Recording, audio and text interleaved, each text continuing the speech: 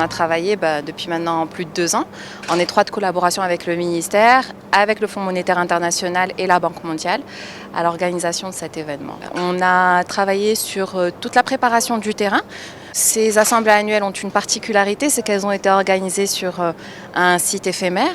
Donc on a travaillé sur l'aménagement du terrain, que ce soit les réseaux enterrés, la préparation, toute la partie paysager.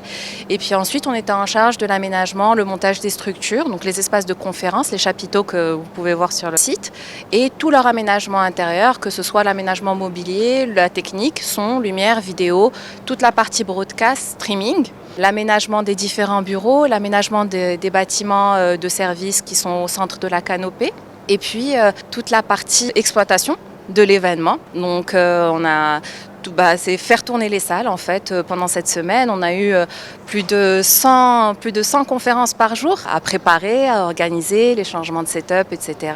Donc voilà, on était en charge de tout ça. Alors on a installé plus de 80 chapiteaux, dont une soixantaine qui ont été aménagés en espace de conférence pour pouvoir accueillir toutes les sessions qui étaient organisées pendant cette semaine d'annual meetings. Il y a 4 quartiers qui ont été réfléchis pour présenter le paysage marocain. Donc il y a le quartier Gharb, il y a le quartier Atlas, le quartier Sahara et le quartier Bahr. Et dans chacun de ces quartiers, en fait, il y a des espaces de conférences dans lesquels sont organisées les différentes sessions.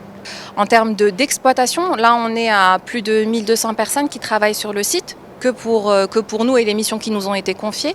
Au sein de l'agence, c'est plus de 150 personnes qui travaillent sur le projet en exploitation. Comme je vous l'ai dit, depuis le mois de janvier, en fait, on est ici, on a commencé à travailler sur la préparation du terrain. Et puis, en chiffres, je ne saurais pas vous dire le nombre de matériel, mais on est sur 80 semi-remorques de matériel audiovisuel qui ont été installées pour cette conférence. Alors ici, c'est la Master Control Room, c'est un peu le cœur, les coulisses de l'événement. Donc ici, en fait, tous les signaux de tous les enregistrements de toutes les conférences reviennent ici et sont ensuite retravaillés en termes de qualité, checkés, etc. et redistribués à travers le monde à plus de 1000 journalistes pour pouvoir mettre à leur disposition le contenu des conférences et les différents échanges qu'il y a eu à Marrakech. En coordination avec le ministère des Finances principalement.